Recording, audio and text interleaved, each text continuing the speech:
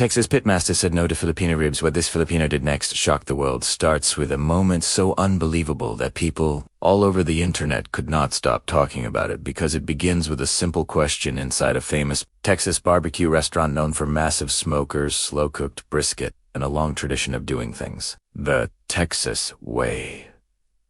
And one day a young Filipino cook named Marco walked in carrying a small cooler filled with something most Texans had never seen before. A special style of Filipino ribs marinated in a mix of pineapple, soy sauce, garlic, brown sugar, and secret spices passed down from his lolo. And Marco asked the legendary pitmaster, Big Hank, if he could try smoking the ribs in his giant Texas smoker. But Hank looked at the cooler, laughed quietly, and said, "Son, we don't do sweet fruit ribs in Texas. That's not real barbecue." And the room fell silent, because everyone knew. Hank never let outsiders experiment in his pit room, but Marco didn't get angry. He simply smiled and said, "Just taste it once." And Hank refused, saying Filipino ribs would never beat Texas flavor. But what happened next became the start of one of the biggest cooking stories on social media, because instead of giving up, Marco went home and decided to prove that Filipino flavor deserved respect. So he built a makeshift smoker in his backyard using scrap metal and an old drum and started cooking ribs every night after work until neighbors could smell the sweet smoky aroma drifting through the whole street. The smell of pineapple, caramelizing, garlic roasting, and smoke soaking deep into the meat. And soon people started knocking on his gate asking what he was cooking. And Marco handed out samples to anyone who wanted a taste. And the reactions were wild, because everyone who tried it said the same thing. "This is the best rib I've ever eaten." So word spread like wildfire. And somebody posted a TikTok video of Marco flipping the ribs while the sauce sizzled like molten gold under the smoke, and that single video exploded to millions of views overnight. And suddenly Filipino ribs were trending not only in Texas, but around the world. And food creators wanted to understand how a simple Filipino recipe could challenge one of America's strongest barbecue traditions. So Marco started making more batches to keep up with people lining up outside his backyard every weekend. And some customers drove 4 hours just to get a plate. And Filipino families living in Texas came to support him, saying his food reminded them of home, while Americans who had never tasted Filipino flavors were shocked by the mix of sweet, salty, and smoky in every bite. And soon local news stations came to interview him, asking how he created something that could rival famous Texas brisket, and Marco simply said, "I didn't want to be better, I just wanted people to taste the flavors of my culture." And that message touched even more people, because it wasn't about competition anymore, it was about sharing something meaningful. And this story grew so large that one morning, Big Hank himself showed up at Marco's backyard, surprising everyone, and the crowd went silent again, just like inside the restaurant weeks earlier. But this time, it was different, because Hank wasn't laughing. He was curious. And he said, "All right, son, let me try those Filipino ribs."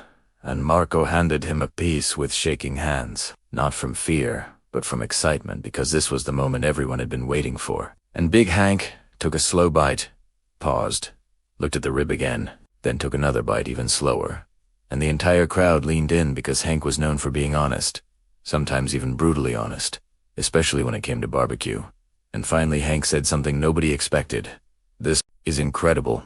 And the crowd cheered so loud that neighbors came out of their houses. And Hank said the balance of sweet pineapple, smoky garlic, and tender meat was something he had never tasted before, and that it wasn't Texas barbecue, but it was something unique and special, something the world needed to try.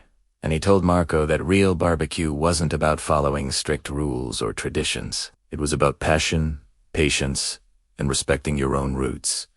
And hearing that from a Texas pitmaster shocked everyone, especially since he had refused the idea only weeks earlier.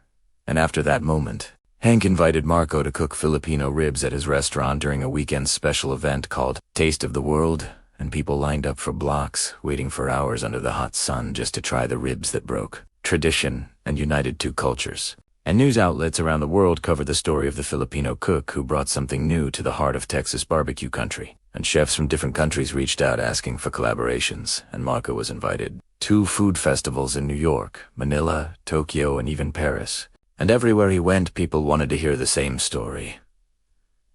How a simple backyard experiment turned into a worldwide movement that proved Filipino cooking deserved a place on the global stage, and what shocked the world most wasn't just the flavor of the ribs, but the message behind it that food is more powerful when shared with heart, and that no culture is too small to make a big impact. And Marco continued cooking not to become famous, but to inspire other young Filipinos to be proud of their culture, reminding them that even if someone says no, it's not the end, it might just be the beginning of something much bigger. And because of that attitude, Filipino ribs became one of the most talked about barbecue styles online. And even Big Hank added a Filipino-inspired item to his menu, calling it Marco's Smoked Manila Ribs, giving credit where credit was due. And people from Texas to the Philippines celebrated the moment a simple Filipino dish challenged tradition, changed opinions, and brought the cultures closer together, proving that passion can turn rejection into recognition, and that sometimes the best way to honor your roots is to share them boldly with the world, because you never know who will fall in love with your flavor next.